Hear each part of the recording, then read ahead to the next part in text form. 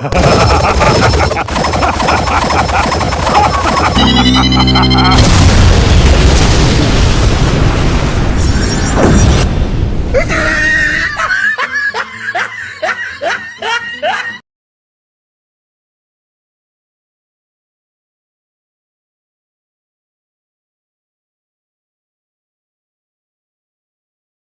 episode of Death Battles brought to you by Slim Jim.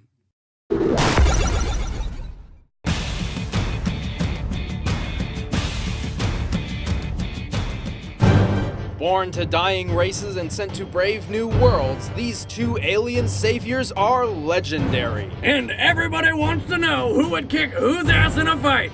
And I mean everyone. Goku, the tenacious Super Saiyan. And Superman, the Man of Steel. To ensure no questions are left unanswered, we will be acknowledging every official resource for both combatants. Though the original writings hold precedence, no mistranslations allowed. Also, as he was retconned and rebuilt in 1986, we will be examining the modern Superman. Considering Supes pre-86 could make up new superpowers on the fly and destroy entire solar systems by sneezing, probably a good idea. He's Wiz and I'm... Hello everyone, I'm Geek Freak and welcome to the video. And welcome to the top 10 things I want to see Screw Attack do in their third fight of Goku vs Superman. Now before I get started, I just want to say that yes, I am a Goku fan, but that doesn't mean I hate Superman. In fact, I do like Superman. I find Superman fascinating, but I'm not really a fan, but more of a liking to him. I have seen a few of the series he's in, and I've seen a few movies he's in, and yes, Superman is the best of what we can become. Yes, I do respect Superman, he's very powerful, but how he uses his power for good is admirable. But for me, Goku has always been my Superman. Goku has worked hard all of his life in order to get stronger and stronger. And that's one of the reasons I love Goku more than I do with Superman. I've seen Goku go through hardships, I've seen Goku train his ass off, and I've also seen Goku struggle. And when he falls down, he gets back up. So basically, yes, I am a Goku fan, but I respect Superman. And also, I also made a video about the top 10 things Screw Attack got wrong in both fights. And so, if you guys want to go and check out those videos first, please do. And if there's anything that you guys think that should be in the next Goku vs Superman fight, please let me know in the comment sections below. So with all that said and done, let's get on with the video. Number 10. I believe the time for the video for Goku vs Superman should be around 40 minutes. Now, I have my reasons as to why it should be around 40 minutes. And number one is explaining which versions of Superman and Goku they are using. Now, we all know that there's like loads of versions of Superman, and there's like 3 versions of Goku, and this is how it should go. It should be the weakest all the way to the strongest version of Superman versus the weakest to the strongest version of Goku. It'll only take a few minutes to explain what Goku has, but it'll take a very long time to explain what Superman has, because there are loads of versions of him. And again, you shouldn't mesh up all versions of Superman and Goku in order to give either character an edge in a fight. Goku is easy to figure out, but it will take a long time to explain what Superman has. Number 2 would be explaining why each character would win or lose. And 20 minutes for Goku and Superman fighting. And the reason I say 20 minutes is because of 2 things. Number 1 is conversation, fighting, comedic moments, show power-ups, effects, environments, and attack aftermaths. Because in the first fight of Goku vs Superman, all they did was fight, then have a conversation, have a few comedic moments, and show off what they had in their arsenal. Because if we watch the first fight of Goku vs Superman, we could see them both fighting, having conversations, then showing off their power scalings, and etc, etc.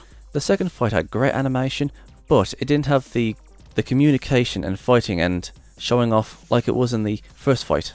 And the second reason is, well, join me at number 9. Number 9. Every single version of Superman and Goku facing off against each other. All 3 versions of Goku versus every single version of Superman. Now I know some people are going to say, oh but Geek Freak, you can't do that. It would take a very long time to go through all the versions of Superman. And also I know some of you are going to think, oh but most versions of Superman is connected with each other, so it's only fewer than that. Okay, first and foremost, as you can see from this charter, there's like loads of versions of Superman, but this charter is old, so there's more versions of Superman than there is on this chart. And as you can see at the bottom, there's 3 Gokus: Dragon Ball Super Goku, GT Goku, and Xeno Goku. Dragon Ball Super Goku is a direct sequel to Dragon Ball Z, Dragon Ball GT is after Dragon Ball Z, and Xeno Goku comes after Dragon Ball GT. Now, I'm going to quickly go through what these versions of Goku can do. Now, Dragon Ball Super Goku comes from Dragon Ball Super, which is obvious, and ever since episode 1 all the way to the end of Dragon Ball Super, this version of Goku has all the techniques and abilities and experiences he's ever had from Dragon Ball to Dragon Ball Z, and obviously Dragon Ball Super. Throughout those 3 series, Dragon Ball Z, and Dragon Ball Super, Goku knows all of those techniques that he has learned. His techniques, his experiences, his journeys, etc.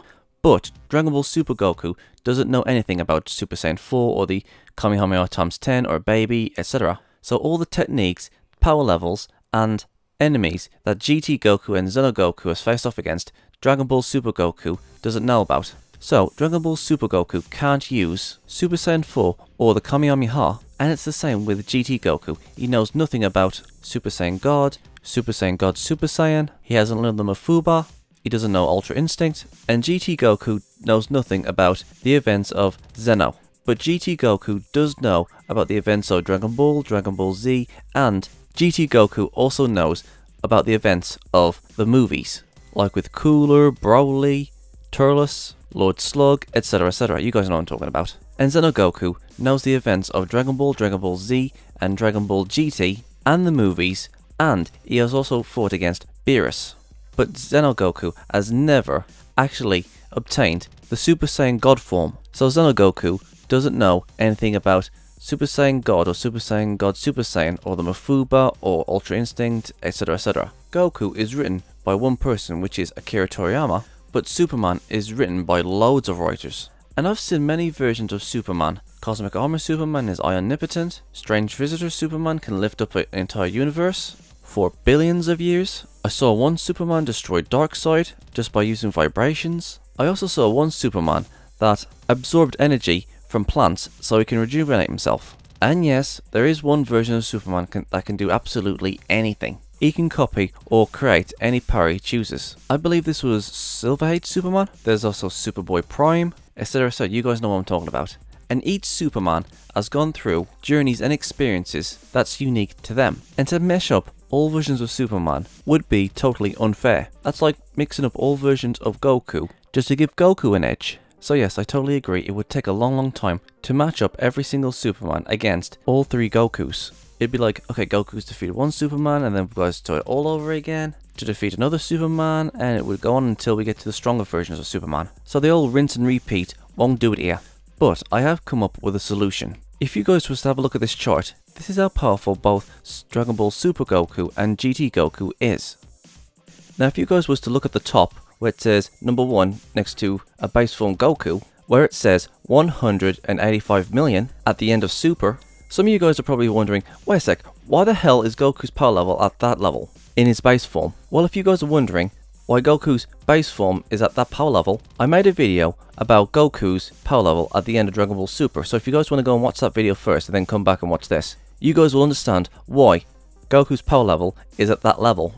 When Goku met up with Frieza in Dragon Ball Super the first time, Goku's base power level was on par with Final Form Frieza's. But since then, Goku has trained for 3 years in the time chamber with Vegeta, and Goku's also fought many battles in Dragon Ball Super and also healed and got stronger after every battle, thanks to his Saiyan power, from his battle to Frieza in Dragon Ball Super all the way to the end of Dragon Ball Super. That's how I calculated how powerful Goku's base form is at the end of Dragon Ball Super. Anyways, you guys can see numbers next to each version of Goku. You got base form Goku, which is number 1, and then you got Kaioken, Super Saiyan 1, 2, 3, and then you come to number 6, which is GT Goku in his base form, and then you got Kaioken, GT Goku, and yes, I know we haven't seen GT Kaioken Goku, but GT Goku knows the technique, so it doesn't really hurt for him to use the Kaioken times 2 all the way to 20. Also, some of you are probably wondering, hey, but Geek Freak, why is GT Goku next to Super Saiyan 3 Goku? Well, I have my reasons. Now, as we all know, Dragon Ball Super Goku, at the end of Dragon Ball Super, is the weakest version of Goku out of the 3. But when he goes Super Saiyan 3, damn, that's powerful. And yes, I know Super Goku can go from Super Saiyan 3 to Super Saiyan God, but instead of doing that, I was thinking that Dragon Ball GT Goku should go after Dragon Ball Super Super Saiyan 3 Goku. Not as a transformation, but kind of like a tag out. If Super Saiyan 3 Goku was defeated, then GT Goku takes his place. Now the reason why I put GT Goku after Super Saiyan 3 Super Goku is because in Dragon Ball GT, Goku stated to Pan and Trunks that General Ruldo is much more powerful than Majin Buu, and this is what Goku said. But saying that, Goku didn't even need to go Super Saiyan, and it took a Super Saiyan 3 Goku in Dragon Ball Z to be on par with Kid Buu. Now, you could make the argument that we don't know what version of Buu Goku's talking about, so I'm going to assume that he means Kid Buu. We have to remember that GT is its own continuity, and so I am going to assume that base form GT Goku is a little bit stronger than Super Saiyan 3 at the end of Dragon Ball Super Goku. You guys can disagree with me if you want to, but Goku's power level when he was fighting against Majin Buu or Kid Buu was under that of Frieza's power level. Even though Dragon Ball Super Base Goku has gained a lot of power since he fought Buu, doesn't mean Dragon Ball Super Goku is on par with GT Goku. Because again, Dragon Ball GT Goku is its own continuity. And if Goku can fight on par with General Ruldo in General Ruldo's base form, which is supposed to be much more powerful than Kid Buu, and Goku is in his base form while doing that, and when General Ruldo transformed into his Mecha form, Goku still didn't go Super Saiyan 1 in order to beat him. I mean, if anything, Goku was playing about with General Ruldo when Goku was in his Super Saiyan 1 form, and General Ruldo was in his final form where he fused with the planet. And I'm pretty sure that Goku could have easily finished off General Ruldo if he wanted to. So I'm definitely going to say that GT Goku is on par with that of Kid Buu, just to simplify things, even though General Ruldo is much more powerful than Kid Buu. So I'm kind of downplaying Goku, and that is why base GT Goku is next after Super Saiyan 3 Goku. And then you got Kaioken times 2 all the way to 20 Goku, then full power Super Saiyan 1, 2, 3, and then 4. And then as Super Saiyan 4 Goku's been defeated, we cut back to Dragon Ball Super Goku in his Super Saiyan God form, because I'm pretty damn sure that Super Saiyan God is a lot more powerful than Super Saiyan 4 Goku. In fact, I've always had this idea that Super Saiyan God Goku is much more powerful than a Super Saiyan 4 Vegito. What do you guys think? Do you think I'm right? Please let me know in the comment section below. And then we go from Super Saiyan God Goku all the way to Super Saiyan God Super Saiyan, Kaioken, Ultimate Ultra Instinct, and Mastered Ultra Instinct. However, I do have this problem with Xeno Goku. I have absolutely no idea where to put him. I know that Super Saiyan God Super Saiyan is much more powerful than Super Saiyan 4 Xeno Goku. Damn, that's a huge power boost. So maybe, just maybe, base form Xeno Goku is on par with Super Saiyan 4 GT Goku. So you could put base form Xeno Goku after GT Super Saiyan 4 Goku, and then it would be Kaioken times 2 all the way to 100 Goku. Which, by the way, I have absolutely no idea why he needs the Super Saiyan 1 form if Goku can use the Kaioken times 100, but you know what, whatever. So yes, base form Xeno Goku next to Super Saiyan 4 GT Goku, then Kaioken times 2 all the way to 100, Super Saiyan 1, 2, and 3, and then Dragon Ball Super God Goku, and then Super Saiyan 4 Xeno Goku goes between Super Saiyan God and Super Saiyan God Super Saiyan. Well, that's my guess anyways. And so, now that we know what order Goku is in, and so, the only problem we have now is to sort out which Superman is the strongest to the weakest. And to be honest, I have absolutely no idea which Superman is the strongest to the weakest. Only the Superman fans knows which Superman is the strongest to the weakest.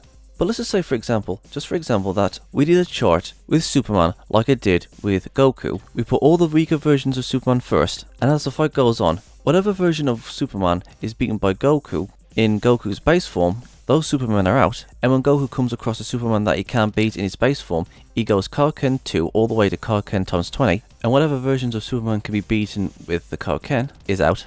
Okay, you guys know where I'm going with this. Whenever Goku comes across a Superman that he can't defeat, he amps up his power to be more on par with the Superman he's fighting. But, how are we going to do this? Like I said, we start off with Goku in his base form. At the end of Dragon Ball Super, he's fighting the weakest version of Superman first, and if Goku wins against that version of Superman, that Superman fades away for the next version of Superman to fight Goku, and Goku amps up his power every time he comes across a stronger version of Superman. And when Goku beats that version of Superman fades away, and a new Superman takes his place. And this carries on until Goku gets to his Ultra Instinct, and it's at this point that Xeno Goku and GT Goku is defeated, and we can tell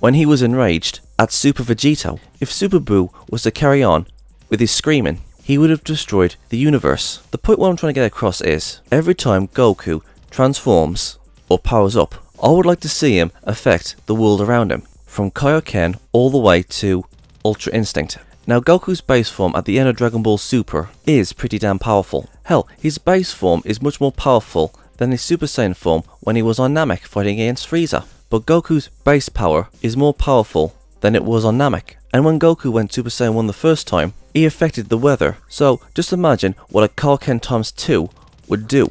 So yeah, this is what I want them to do. Every time Goku powers up, I want them to show the effects, damage and weather change due to him just powering up. Hell, look at the first fight. When Goku went Super Saiyan 4, the weather went from sunny to dark. And Goku just going Kaioken times 2 could easily affect the weather and his surroundings. And it can be from lightning to tornadoes, earthquakes, stones floating, etc, etc. You guys know what I'm talking about. Even though this is a tiny little thing, I actually think that it would be cool if we could actually see that in the next fight. I mean, can you guys just imagine what would happen if Goku went Super Saiyan Blue with his Kaioken times 20? Damn, he would be able to shake the entire freaking universe. Or maybe I'm just exaggerating. So yes, I would like to see this in Goku vs Superman 3. Goku powering up and it affects the world around him. And so, on to the next one.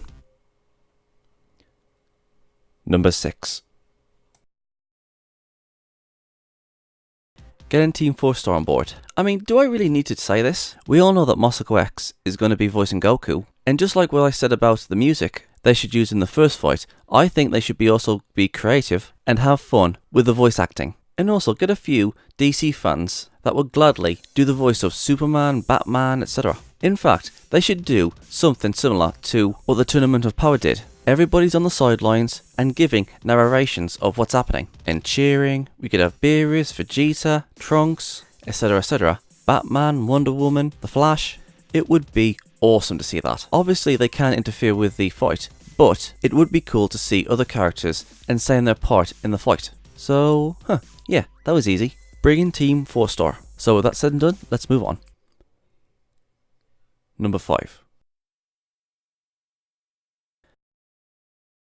This one's actually going to be a tiebreaker, and it is the animation from the second fight and the personality from the first fight. Now, obviously, the animation from the second fight was absolutely gorgeous. Goku firing that Kamehameha, Goku powering up. The animation was just superb. However, despite it looking nice, I actually preferred the first fight simply because it felt more like a mini movie. I loved its personality. The second fight, with its animation, felt like a summer blockbuster, trying to get raving teens in the seats. And even though the first fight didn't have as good animation in the second one, I genuinely loved how Goku and Superman interacted with each other. The funny moment with the Kaioken, Goku's inner monologue when he was in Super Saiyan 3, saying he can even keep up with Super Saiyan 3, what makes him so strong? And that intense dramatic moment when Goku went Super Saiyan 4, and how Goku out Superman.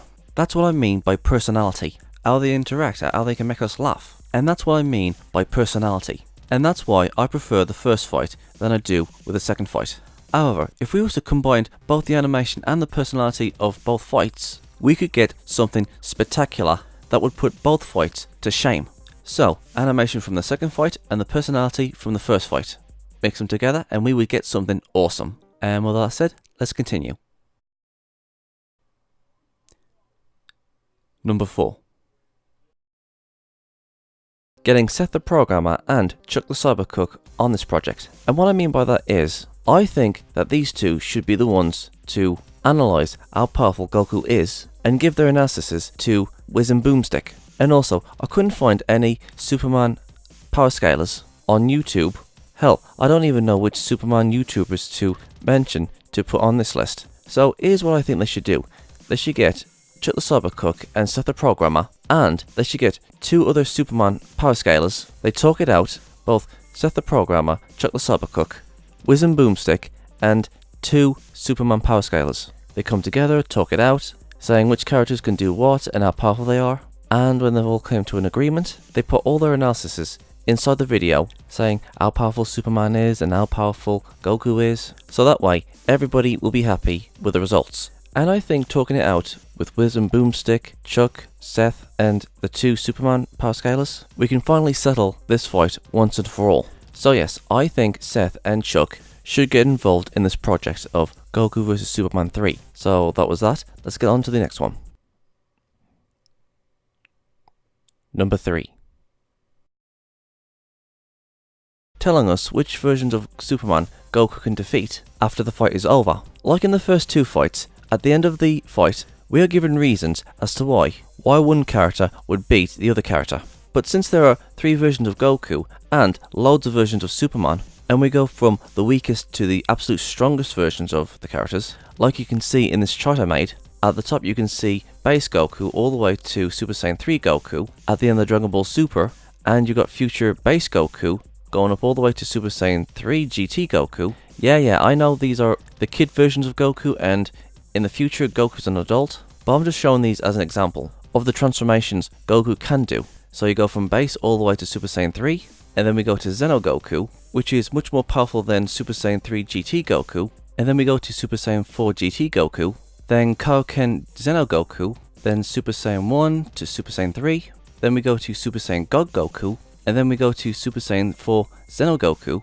and then we go to Super Saiyan God all the way to Kaioken, Omen, and then Mastered Ultra Instinct. Now, when it comes to Superman, I have absolutely no idea which versions of Superman is the weakest to the absolute strongest. I don't know what order they would go in, but if we could try and figure this out, we would do the same thing as we did with Goku. Now, instead of going through his base form all the way through his Super Saiyan forms to Ultra Instinct, etc., I would like to suggest this. Here you can see Super Saiyan 4 GT Goku, Xeno Goku, and Ultra Instinct Goku. These are their most powerful forms in their represented series, GT, Xenoverse, and Dragon Ball Super. Now, instead of going through every single form Goku has ever had, and why that form can defeat certain versions of Superman, I suggest they should do this. From each of their represented series, we start with the weakest version of Goku, which is GT Goku. We give our reasons as to why GT Goku can defeat certain versions of Superman, and when GT Goku has been defeated by a version of Superman that he cannot defeat, we do the same with Xeno Goku,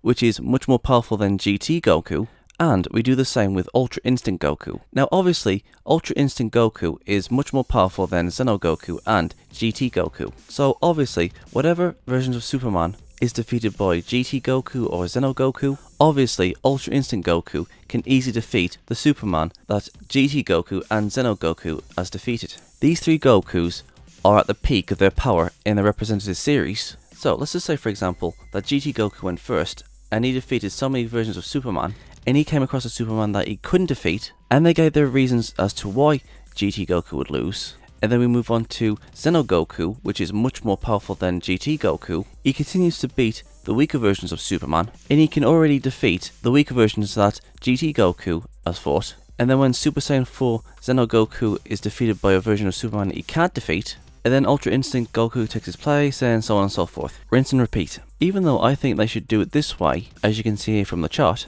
from base form Super Goku all the way to Ultra Instinct Goku, alongside GT and Xeno Goku. Ultra Instinct is Super Goku's peak of power, Super Saiyan 4 GT Goku is at the peak of his power, and Xeno Goku Super Saiyan 4 is at the peak of his power. Goku powering up to all of his forms would be a spectacle to see. Each power-up and form will show us how much Goku has been pushed, and this is how I think they should do it, starting from GT Goku to Xeno to Ultra Instinct. And so, on to the next one.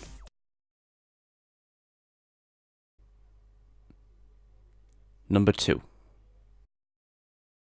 Versions of Superman and Goku fading out every time they are defeated, and a new version of Goku and Superman steps in to take the defeated's place. Here, let me show you guys what I mean. This is only a rough draft, but you'll see what I mean. A version of Goku and Superman is fighting each other, as you can see right here. And when it's clear that a version of Goku can easily defeat a version of Superman, that version of Superman fades away, and a new version of Superman takes his place. And this new Superman is stronger than the last one. So whenever a version of Superman or Goku is defeated, that version of Superman phases out. And whenever Super Saiyan 4 GT Goku is defeated, or Super Saiyan 4 Xeno Goku is defeated, the next version of Goku takes that Goku's place, either by powering up or being replaced either with Xeno Goku or Ultra Instinct Goku. This process goes on and on until the most powerful version of Superman or Goku is defeated. one fades out or powers up whenever they're no match for the other. So yeah, on to the last one. Number 1. Before I start, I just want to say there will be no 0 because I actually ran out of ideas of what I could put into this list. So with that said, number 1 is Goku and Superman using every single ability, technique, forms, equipment they have used throughout the entire series, including power scaling and feats that they've done. Now, we gotta make one thing perfectly clear. Superman has been written by loads of writers, and Goku as only one writer. So, various versions of Superman can't use feats, techniques and abilities that other versions of Superman has used. I've seen one version of Superman that has held the entire universe for billions and billions of years. I've seen one version of Superman that's absorbed solar energy from plants, and it's the same with Goku. Dragon Ball Super Goku can't use Super Saiyan 4, and Xeno Goku can't use Super Saiyan God or Super Saiyan Blue. GT Goku has gone through Dragon Ball Z, and the movies, minus Battle of Gods. Xeno Goku has gone through Dragon Ball Z, Dragon Ball GT, Battle of Gods, the movies, and Xenoverse. And Dragon Ball Super Goku has gone through Dragon Ball Z, and Dragon Ball Super. GT Goku can only use the abilities that he used in the movies, in the first series, Dragon Ball Z. Everything Goku has done in Dragon Ball Z, and in the movies is strictly his experiences and abilities. And it's the same with Xeno Goku, and the same with Dragon Ball Super Goku. Each version of Goku has experienced what the other two versions hasn't experienced. Like again, Super Saiyan 4 Goku can't go Super Saiyan God, etc. So you guys know what I'm talking about. I would also like to see techniques that Goku used in Dragon Ball and Dragon Ball Z, like the rock paper scissors, or using the feat Kamehameha. You guys know what I'm talking about, you get the idea. That goes for their equipment, techniques like the Mafuba, Ultra Instinct, the Sensu Bean, the Power Pole, Kaioken times 100. Yes, Xenogoku can do that. I want to see every single version of Goku and Superman use all their abilities that each version of Goku and Superman can do, and use what they have in their arsenal, and use their abilities. Every single technique, every single piece of equipment, everything that they've ever used in the series, I want to see them use in this fight. Because I think this is one of the things that we're really looking forward to. Goku has more forms and techniques he can use against Superman. And if you ask me, I actually think that this is going to be an awesome freaking fight. I mean, who knows, we might be able to see a new form in the new Broly film that's coming out soon. So with all that said, this is my list and I hope you guys enjoyed it. Did I miss anything? Was there supposed to be something on this list that you guys wanted to see? If you guys have any suggestions that should have been on this list, please let me know in the comment sections below. I'll be doing some more top 10 lists in the future, but right now, I'm going to get back to doing some reaction videos. Hope you guys enjoyed this list. I'm Geek Freak. Peace out. Thank you guys for watching, and if there's a series you want me to check out and review and give my thoughts on it, or if there's a top 10 list you want me to do, or any reactions, or responses, or rants on anything geeky, just leave links and comments in the comment sections below, and I'll get to them as soon as I can. And if you guys want to follow me on my social medias, I'm on minds.com, Twitch, Dailymotion, and Hatron, Reddit, BitChute, aka the new YouTube, DeviantArt, Discord, VidMe, Gab, Twitter, Tumblr, Patreon, GoFundMe, PayPal, and my other social medias are down there in the description box below, so if you want to go and check them out, please do. And don't forget to subscribe and share this video. And please go and check out my new skeptic channel, Gypsy Freak. It's also down there in the description box below. Peace out.